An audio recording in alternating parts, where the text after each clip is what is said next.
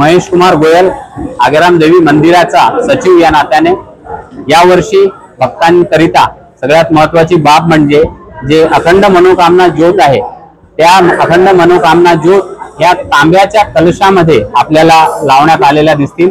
तांब्याचं एक आपल्या हिंदू संस्कृतीमध्ये एक अनन्यसाधारण महत्व आहे। यावेळेस मातीचं राहणार नाही, यावेळेस मातीचं नाही राहणार, यावेळेस ते कलश जे आहेत ते तांब्याचे राहतील आणि दिवा सुद्धा तांब्याचाच राहील। त्याच्याच मध्ये अखंड मनोकामना ज्योत मंदिर ट्रस्ट द्वारे प्रज्वलित करण्यात येईल।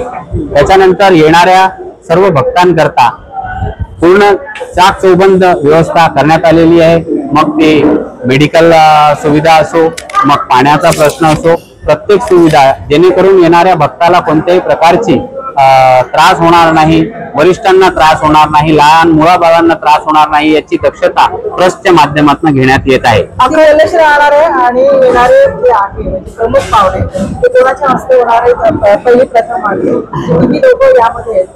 3000 कलशाची स्थापना यावेळेस करण्यात आलेली आहे।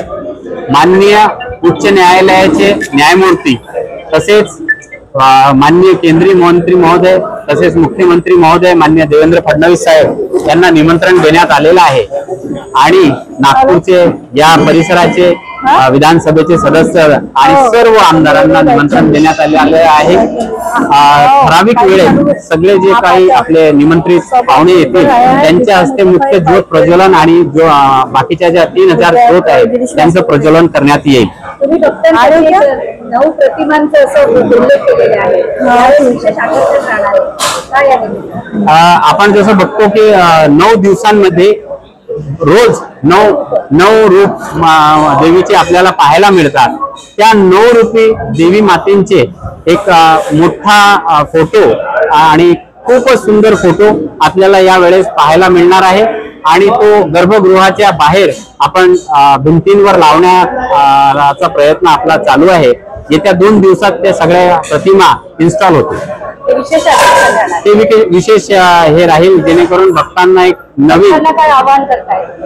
भक्तांनी येऊन नवरात्रीमध्ये जसं गेल्या अनेक वर्षापासून भक्त इथे येऊन आपल्या मनोकामना हे करतात आणि ते आपल्या आयुष्यात सफल होतात। यावर्षी सुद्धा सगळ्या भक्तांनी यावं। हे सार्वजनिक मंदिर आहे, आम्ही त्यांच्या सेवेसाठी तत्पर आहोत।